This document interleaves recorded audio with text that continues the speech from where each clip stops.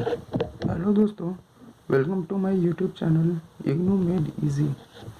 आज हम लोग बात करेंगे कि इग्नू में हम लोग असाइनमेंट्स किस तरह से बनाएं ताकि हमें 85 90 प्लस मार्क्स असाइनमेंट्स में स्कोर हो सके। हम लोग सभी जानते हैं कि असाइनमेंट्स हम लोगों के लिए कितना इम्पोर्टेंस रखते हैं। अगर असाइनमेंट्स में हम लोग को बहुत अच्छे मार्क्स मिल जाते हैं तब उससे हमारा इग्नू में जो परसेंटेज है वो बहुत ऊपर चला जाता है। तो आइए आज हम लोग इसमें देखते हैं कि हम लोग किस तरह से असाइनमेंट्स बनाएंगे ताकि हम लोग को असाइनमेंट्स में 85 90 प्लस मार्क्स मिल सके। ये मेरा ही असाइनमेंट है जैसा मैंने बनाया है, और फिर मैं इस वीडियो में आगे दिखाऊंगा कि मुझे इस असाइनमेंट में कितने मार्क्स मिले या मुझे इस कोर्स में टोटल असाइनमेंट्स में कितने कितने मार्क्स मिले हैं। जैसा मैं आपको दिखा रहा हूँ तो ये इसी तरह से मैंने सारे असाइनमेंट्स बनाए हैं। तो देखिए, इसमें सबसे पहले हम लोग क्या करेंगे कि यहाँ पर हम लोग इग्नू का लोगो लगा देंगे और फिर यहाँ पर हम लोग लिख देंगे ट्यूटर मार्क्ड असाइनमेंट वर्क।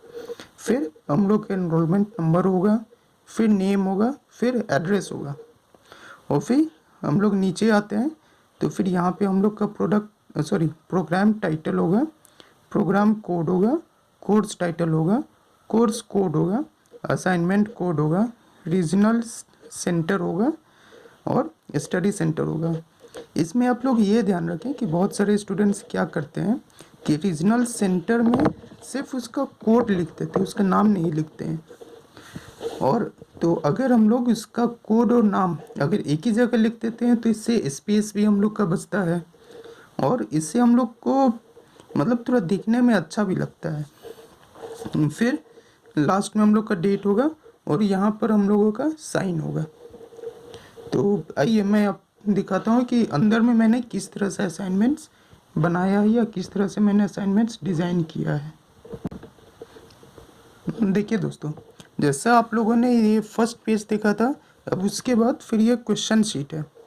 इस क्वेश्चन पेपर को आप लोगों को अगर इग्नू की तरफ से मिला है तो सही है, अगर नहीं मिला है तो आप लोग इसका प्रिंट आउट कर लें। जैसे मेरे केस में मुझे नहीं मिला था क्योंकि मैंने जो मोड सेलेक्ट किया था वो मैंने ऑनलाइन मोड सेलेक्ट किया था, मतलब मैंने बुक्स के लिए भी ऑप्ट नहीं किया था।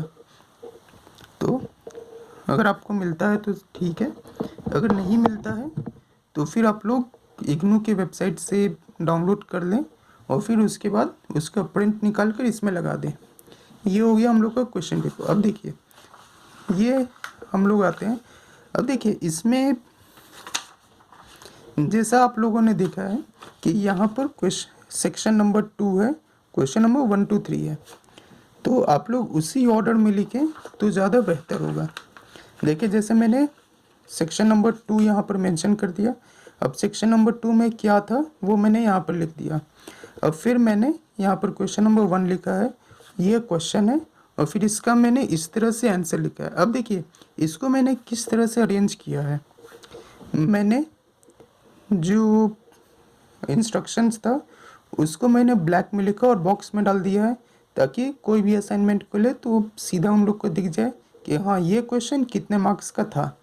उसके बाद फिर मैंने क्वेश्चन यहाँ पे लिखा है और उसको भी मैंने ब्लैक में लिखा है।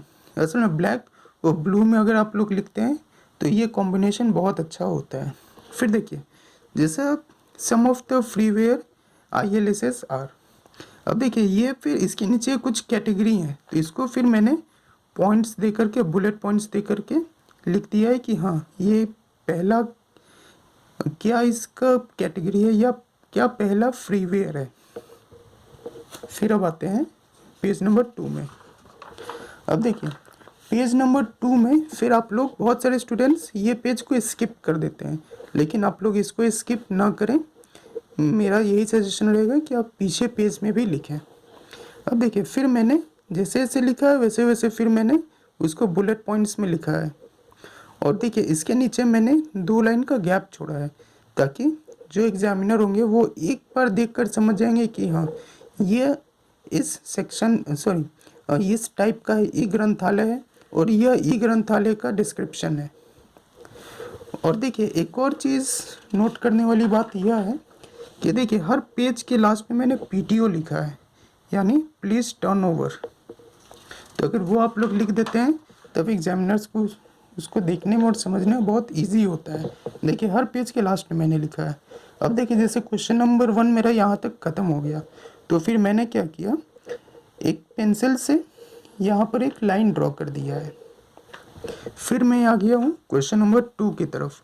अब देखिए क्वेश्चन नंबर 2 में जैसा ये वर्ड है हेरोल्ड्स, तो यह एक इम्पॉर्टेंट वर्ड है, तो इसको मैंने ब्लैक में लिख दिया है। फिर इसी तरह से असाइनमेंट्स आगे चलते गए हैं, और जैसा कि आप लोग देख सकते हैं कि जितना भी बुलेट पॉइंट्स था उसके नीचे मैंने कुछ लाइंस छोड़ दिया। बहुत सारे स्टूडेंट्स क्या करते हैं कि ये बुलेट पॉइंट लिखते हैं, यहाँ तक आते हैं और फिर यहाँ से वो स्टार्ट कर देते हैं। ऐसा नहीं करना है। अगर ऐसा आप करेंगे तो एग्जामिनर को थोड़ा देखने में प्रॉब्लम होता है, तो वो आपके नंबर डिडक्ट कर सकते हैं।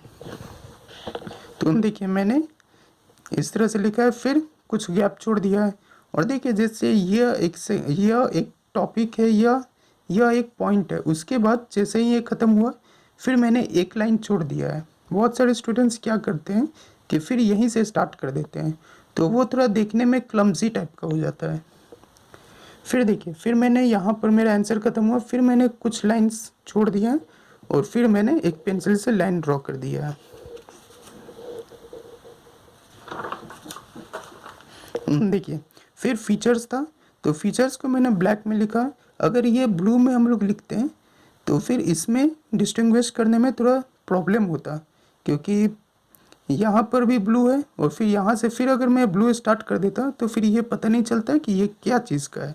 अब देखिए जैसे मैंने ब्लैक में लिख दिया है तो ये थोड़ा मतलब व्यू कैप्चर करता है कि हाँ यहाँ तक कुछ था, फिर ब्लैक में मतलब अब फिर से कुछ नया चीज़ आया है। तो फिर मैंने वैसे ही किया है, फिर मैंने एक लाइन ड्रॉ कर दिया है।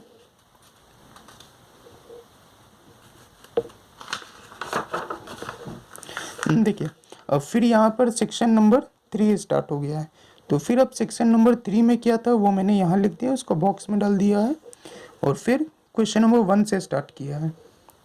अब देखिए फिर जैसे क्वेश्चन नंबर 1 मेरा यहाँ ख़त्म हो गया, तो फिर मैंने कुछ लाइंस छोड़ दिया और फिर एक लाइन ड्रॉ कर दिया और फिर नीचे कुछ लाइंस छोड़ दिया हूँ। इस तरह से आप लोग करेंगे तो बहुत इजी होगा मार्क्स स्कोर करने में। और एक बात और, देखिए मैंने हर पेज नंबर यहाँ पे डिनोट किया है। जैसे यह पेज नंबर 8 है, फिर यह पेज नंबर 9 है।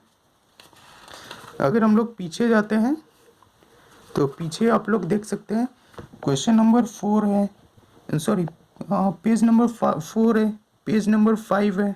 तो इस तरह से हम लोग आगे चलते चले जाएंगे। और फिर हर पेज के नीचे मैंने पीटीओ लिखा है, मतलब प्लीज़ टर्न ओवर।